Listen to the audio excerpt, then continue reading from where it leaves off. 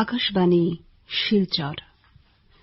পৃথিবীর অধিকাংশ দেশই করোনা বা কোভিড-19 আক্রান্ত। আমাদের দেশের বিভিন্ন রাজ্যে করোনা থাবা বসিয়েছে। সংক্রমণ ও মৃতের সংখ্যা অহরহ বেড়েই চলেছে। আমাদের রাজ্য আসামেরও বিভিন্ন জেলায় সংক্রমণের সংখ্যা প্রতিদিন বৃদ্ধি পাচ্ছে। বরাক উপত্যকার 3টি জেলায় সংক্রমণ প্রতিরোধে ডাক্তার ও স্বাস্থ্যকর্মীদের নিরলস প্রচেষ্টা অব্যাহত রয়েছে। এছাড়াও প্রশাসনিক স্তরে সরকারি নির্দেশ যথাযথভাবে পালনের জন্য চেষ্টা চালিয়ে যাওয়া হচ্ছে। এবারে শুনবেন এই উপত্যকার বিভিন্ন অঞ্চলে কোভিড-19 এর কর্মসূচির উপর আমাদের একটি প্রতিবেদন। সোমবার কাছাড় জেলায় সন্ধ্যা রাত পর্যন্ত 83 জনের পজিটিভ পাওয়া গেছে। এর মধ্যে 81 জনের পজিটিভ ধরা পড়েছে র্যাপিড টেস্ট থেকে, বাকি 2 জন আরটিপিসিআর টেস্টে।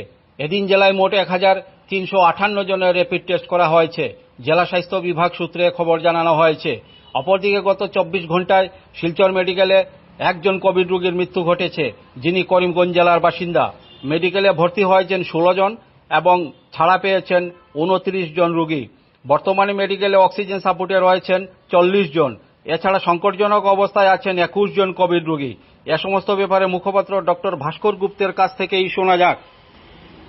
গত 24 ঘন্টায় শিলচর মেডিকেল কলেজে 220 জন পেশেন্টকে স্ক্রিন করা হয়েছে আর থ্রোট সোয়াব স্যাম্পল কালেক্ট হয়েছে 350 জনের। টেস্ট করা হয়েছে 513 জনের। এখন অবধি টোটাল আরটিপিসিআর টেস্ট করা হয়েছে 99,613 জনের। গত 24 ঘন্টায় আমাদের পজিটিভ স্যাম্পল এসছে 12টি। এখন অবধি টোটাল আমাদের পজিটিভ স্যাম্পল এসছে 4,898টি। গত 24 ঘন্টায় শিলচর মেডিকেল কলেজে র্যাপিড অ্যান্টিজেন টেস্ট করা হয়েছে 274 জনের। এর ভিতরে 16 জনের পজিটিভ এসছে। এখন অবধি আমাদের টোটাল ব্লাড টেস্ট করা হয়েছে 7,568 জনের। এর ভিতরে 805 জনের পজিটিভ এসছে।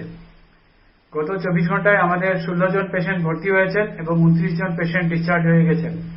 বর্তমানে পজিটিভ ওয়ার্ডে আছেন 180 জন পেশেন্ট। আইসিইউতে আছেন 16 জন পেশেন্ট এবং ভেন্টিলেটরে আছেন 3 জন পেশেন্ট। ক্রিটিক্যাল অবস্থায় আছেন 21 জন পেশেন্ট এবং অক্সিজেন সাপোর্টে আছেন 40 জন পেশেন্ট।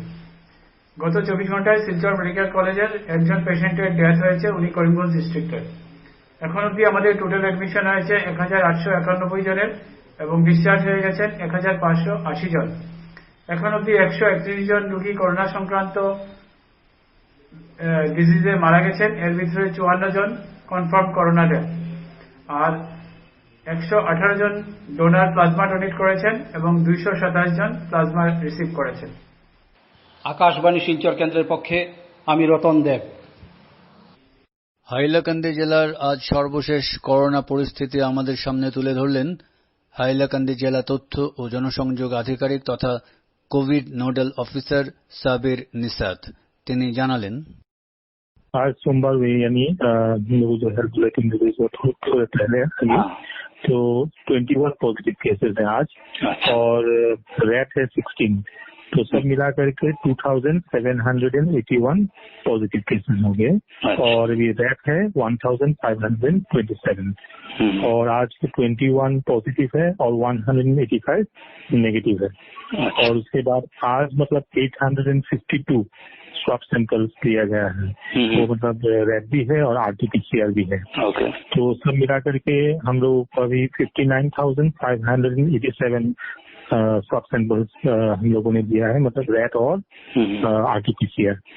तो आज भी 24 लोगों को हॉस्पिटल से रिहा कर दिया गया।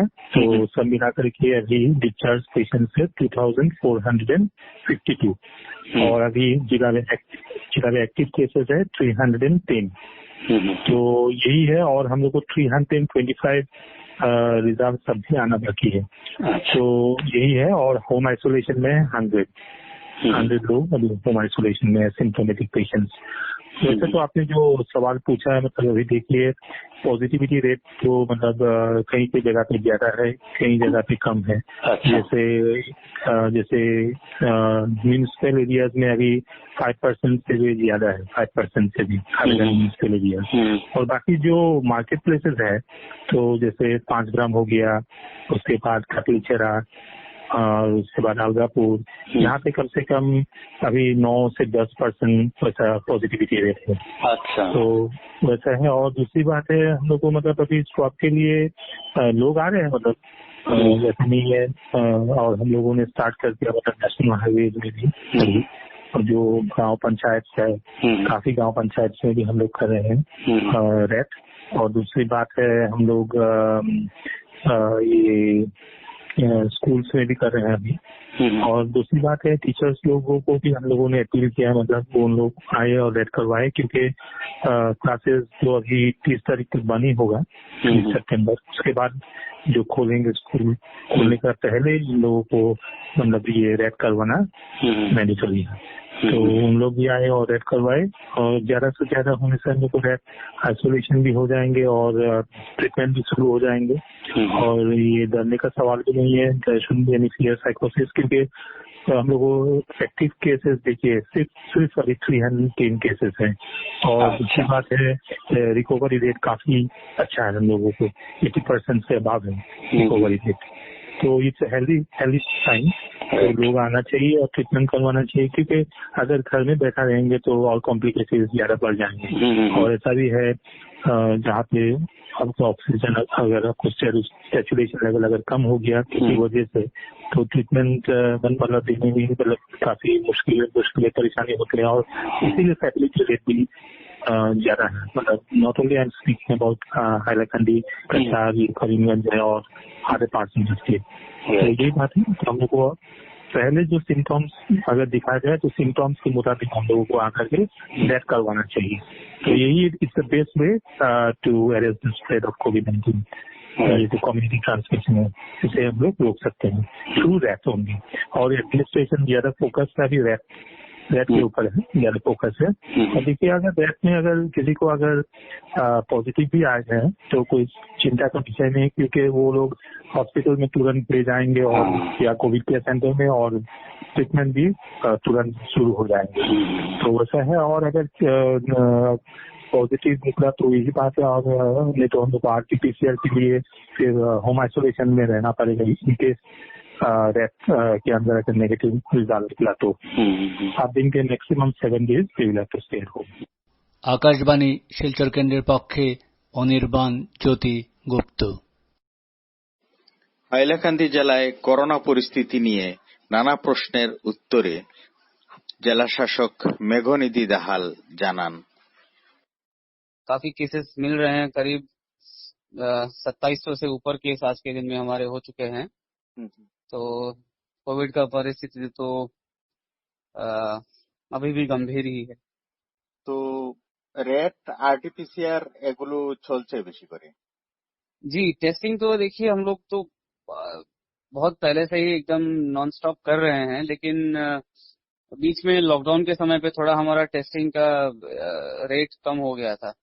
और हम लोगों ने आशा रखा था कि लॉकडाउन खत्म होने के बाद शायद दोबारा फिर से हमारा वो टेस्टिंग का रेट आगे बढ़ेगा, बहुत सारे लोग आएंगे टेस्टिंग करने आगे बढ़ के। बट अभी भी हमारे यहाँ पे जितना हम टेस्टिंग कराना चाहते हैं उतना टेस्टिंग हो नहीं रहा है, और लोगों में वो आगे बढ़ के टेस्टिंग कराने की उत्सुकता अभी भी उतना नहीं दिख रहा है। तो ये थोड़ा सा एक चिंता का विषय है, लेकिन हम लोग उसके लिए भी कुछ एक्शंस या फिर कुछ एक तरीका निकाल रहे हैं कि कैसे ज्यादा से ज्यादा लोगों को टेस्टिंग कराएं। तो इसी मध्य हम लोगों ने कल एक एडवाइजरी इशू किया है डिस्ट्रिक्ट लेवल से, कि जितने भी शॉप्स एंड एस्टेब्लिशमेंट्स हैं, दुकान में काम करने वाले लोग हैं, ये बहुत डेली बेसिस पे ये बहुत सारे लोगों के साथ इंटरेक्ट करते हैं। और तो इनका भी मान लीजिए कोविड कॉन्ट्रैक्ट करने का संभावना, रिस्क ज्यादा रहता है।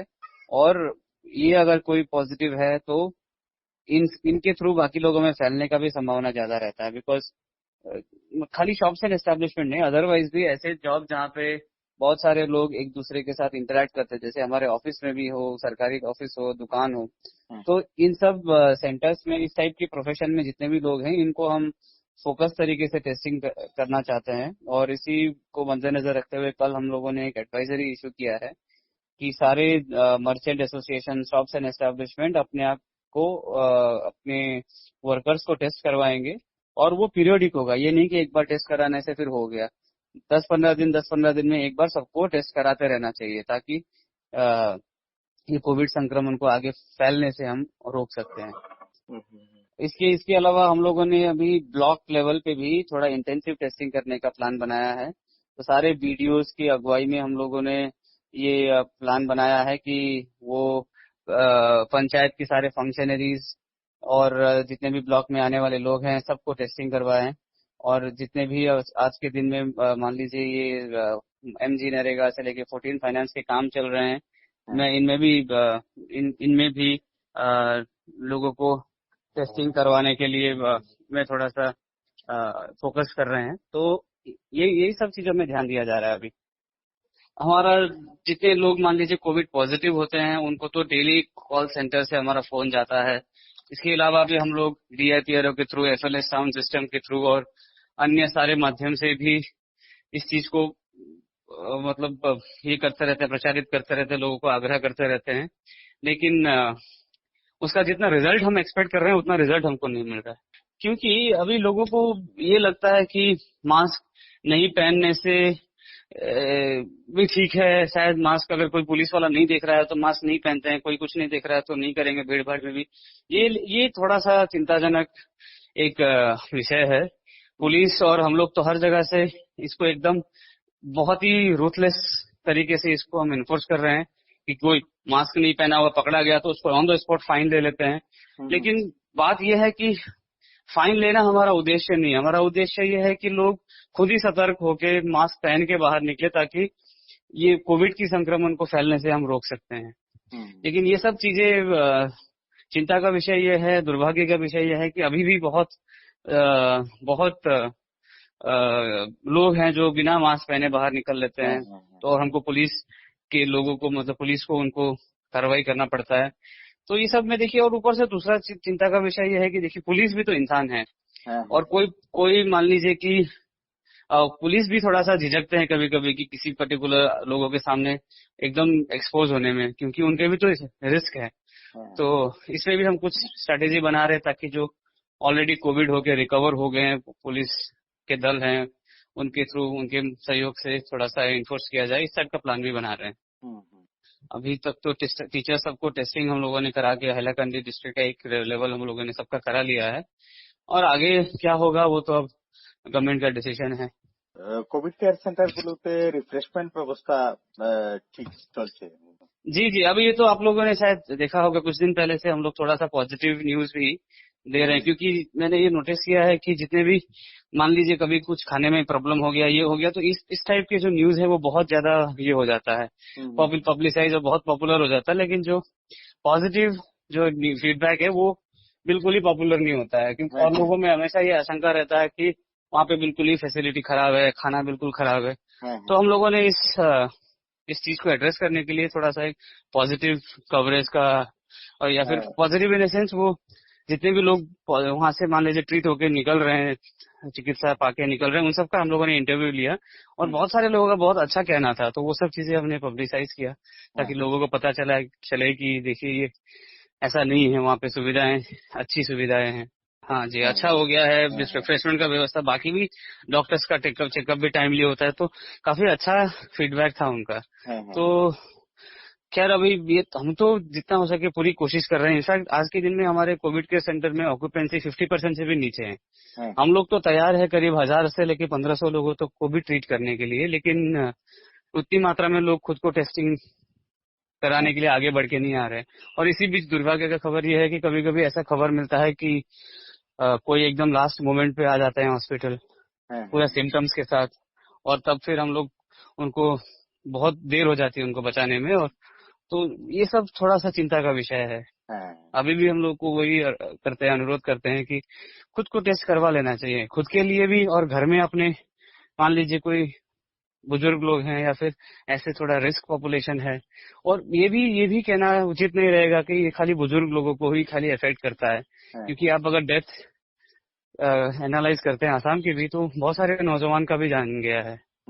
तो ये एक चिंता का विषय है कि लोग टेस्टिंग करवाना नहीं चाहते हैं या फिर टेस्टिंग की मात्रा थोड़ी हमारी कम है, लेकिन हम पूरी तरीके से हर तरीके का अपील करके हो, स्ट्रिक्ट इन्फोर्स करके हो, हर तरीके से ये चीज को टेस्टिंग की संख्या को आगे बढ़ाने के लिए हम लोग एकदम ये है, ये हम लोगों का एक संकल्प किया हुआ है। तो लेकिन हम कराएंगे इसको, बट अगर लोगों का कोऑपरेशन होने से बहुत जल्दी और आसानी से काम हो जाता है। तो देखिए, गवर्नमेंट का निर्देश है, होम आइसोलेशन अलाउड है, तो हम लोग भी अलाउ करते हैं, लेकिन उसके लिए कुछ कुछ कंडीशंस हैं। वो कंडीशन अगर कोई फुलफिल करता है तो ऑफ कोर्स हम होम आइसोलेशन दे देते हैं, और वो कंडीशन भी उन्हीं की सेफ्टी के लिए रखा गया है, उनके और उनके घर वालों की सेफ्टी के लिए। तो ये चीज एकदम आश्चर्य वाली बात है कि मान लीजिए हमको कोई दूसरी बीमारी होती है तो हम चाहते हैं कि डॉक्टर हमको और अच्छे से केयर करे, हॉस्पिटल में 1-2 दिन रखे, हमारा अच्छे से इलाज करे। लेकिन ये कोविड के केस में थोड़ा उल्टा है, बीमार लोग हैं फिर भी वो घर में रहना चाहते हैं।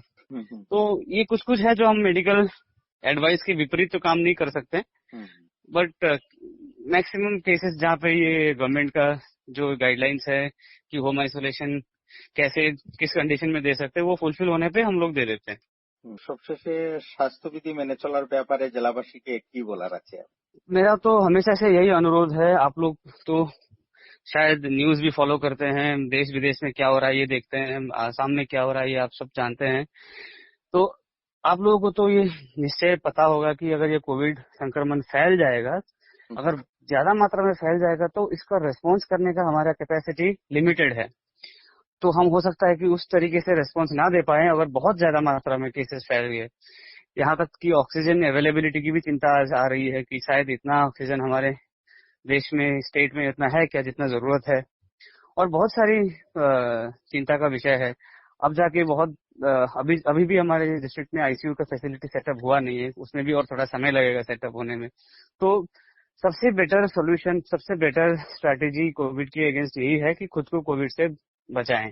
तो इसके लिए तो एक आधा चीज बहुत इंपॉर्टेंट है। सबसे पहले कि सोशल डिस्टेंसिंग मेंटेन करना है। सोशल डिस्टेंसिंग मतलब ये नहीं है कि देखिए, सोशल डिस्टेंसिंग कभी कभी अब जितना भी बोले मेंटेन करना बहुत मुश्किल होता है। मान लीजिए आप शेयर्ड गाड़ी में आ रहे हैं, इसका मतलब ये है कि आपको तभी घर से बाहर निकलना है जब आपको एकदम जरूरी हो, तो बिना मतलब में घर के बाहर नहीं निकलना है। एक पहला पॉइंट है। दूसरा पॉइंट है कि मास्क हमेशा पहने रखना है। आप दूसरे को कोविड, अगर आपके पास कोविड है तो दूसरों को फैलाने से भी रोकेंगे, और सामने वाला को कोविड है तो भी आपको उसका रिस्क, कोविड कैच करने का रिस्क कम हो जाएगा। मास्क लेके चलना है। तीसरा चीज, आपको अपने सेहत का एकदम ख्याल रखना है। अगर स्वस्थ रहेंगे, अच्छा खाना खाएंगे, स्वादिष्ट मतलब न्यूट्रिशियस खाना खाएंगे, आपका अगर इम्यून सिस्टम हेल्थ अच्छा रहेगा तो भी आप कोविड को अच्छा मुकाबला दे सकते हैं। ये तीसरा पॉइंट है। और चौथा पॉइंट है कि बेझिझक जितना हो सके, अगर आपको थोड़ा सा भी शक है कि आप कभी कोविड से एक्सपोज हो गए हो, किसी कोविड पॉजिटिव आदमी के साथ एक्सपोज हो गए हो, आपको हल्का सा कुछ सिम्टम्स आ रहा है, या फिर ऐसे कोई कारण है जिससे लगता है कि शायद आपको कोविड हो सकता है। मान लीजिए आप बाजार गए, जाके आए थे, वहाँ पे थोड़ा भीड़ भाड़ था, आपको शक है कि आपको मतलब शायद हो गया होगा कोविड, तो आप लोग आगे बढ़ के आके टेस्टिंग करा लेना चाहिए। और स्पेशली दोबारा मैं बोलना चाहूंगा, वैसे लोग, वो लोग जो अपने व्यवसाय में बहुत सारे लोगों के साथ मिलते जुलते हैं, बहुत सारे लोगों के साथ इंटरेक्ट करते हैं, उनको तो खुद अपने आप को हर 10वें दिन 12वें दिन में टेस्ट करवा लेना चाहिए, क्योंकि उनके घर में जो ये मासूम लोग बैठे हैं जिन्होंने कुछ किया नहीं, जो कभी बाहर निकले भी नहीं, उनका तबीयत खराब हो जाता है अचानक से, और फिर बहुत देर हो जाती है। হাইলাকান্দি থেকে আকাশবাণীর পক্ষে জসিম উদ্দিন লস্কর। বরাকের সীমান্ত জেলা করিমগঞ্জে করোনা ভাইরাসকালীন সময়ে জেলায় সংক্রমণের হার থেকে সুস্থ হয়ে ওঠার সংখ্যা বেড়েই চলেছে। জেলায় আজ নতুন করে 18 জন আক্রান্ত হয়েছেন এবং সুস্থ হয়ে উঠেছেন 73 জন। জেলার ভাইরাসকালীন আজকের পরিস্থিতি উল্লেখ করে তথ্য ও জনসংযোগ আধিকারিক সাজ্জাদুল হক চৌধুরী আমাদের জানালেন, টানা সপ্তম দিনেও করিমগঞ্জে সুস্থতার গ্রাফ ঊর্ধ্বমুখী রয়েছে। আজ সোমবার 73 জনকে সুস্থ করে ছেড়ে দেওয়া হলেও সীমান্ত জেলায় নতুন করে আরো 18 জনের দেহে কোভিডের সংক্রমণ ধরা পড়েছে। এদিন জেলায় অর্থাৎ আজ জেলায় 675 জনকে র্যাপিড অ্যান্টিজেন টেস্ট এবং 33 জনকে লালারসের টেস্ট করা হয়েছে। আজ আক্রান্ত 18 জনকেই র্যাপিড টেস্টে শনাক্ত করা হয়। আজ লালারসে কাউকে শনাক্ত করা হয়নি। ফলে সীমান্ত জেলায় এখন পর্যন্ত ৩,৩৮৫ জন আক্রান্ত হলেন এবং ২,৫৪৭ জন সুস্থ হলেন। এতে দেখা যাচ্ছে যে আক্রান্ত এবং সুস্থতার পার্থক্য প্রায় ১,০০০ রয়েছে। প্রতিদিন সুস্থতা বেশি হচ্ছে এবং গত ৭ দিন থেকে আক্রান্তের হার কম হচ্ছে সুস্থতা থেকে। এদিকে জেলায় গত ১১ তারিখ শুরু হওয়া পোষণ মাসের বিভিন্ন কার্যসূচি অব্যাহত রয়েছে। সমাজ কল্যাণ বিভাগের উদ্যোগে জেলার অঙ্গনাদি কেন্দ্রগুলির বিভিন্ন ভবনের পাশে মরশুমি ফলমূলের চারা রোপণ করার কাজ অব্যাহত রয়েছে। বিভাগের কর্মীরা অর্থাৎ সমাজ কল্যাণ বিভাগের কর্মীরা এই ফলের গাছের চারাগুলি লাগিয়ে বেড়াও দিয়ে দিচ্ছেন। পুষ্টি আহারের ফলমূলের প্রয়োজনীয়তা বোঝাতে পোষণ মাসে সমাজ কল্যাণ বিভাগের ভবনগুলির জমিতে এই গাছের চালানো জেলা জুড়ে লাগানো হচ্ছে। এই গাছের চারাগুলি ভবিষ্যতে বড় হলে যাতে যে ফল দেয় তা থেকে অঙ্গনাদি কেন্দ্রগুলির কিশোরদের এই ফলের যোগান দেওয়া যায়, সেজন্য এই উদ্যোগ নেওয়া হয়েছে বিভাগ থেকে। এদিকে জেলা জুড়ে অরুন্ধতী স্বর্ণ প্রকল্পের সচেতনতার অভিযানও আজ অব্যাহত রয়েছে। আজ জেলার আইলাবাড়ি বাগান, জালালনগর চা বাগান সহ আরো কয়েকটি চা বাগানে এই অরুন্ধতী স্বর্ণ প্রকল্পের কাজ, সচেতনতার কাজ অব্যাহত রয়েছে। নববধূদের স্বর্ণ কেনার উপহারের জন্য ৪০,০০০ টাকার অর্থ সাহায্য দেবার এই সরকারি প্রকল্প সম্পর্কে জনসচেতনতা অভিযান চলছে।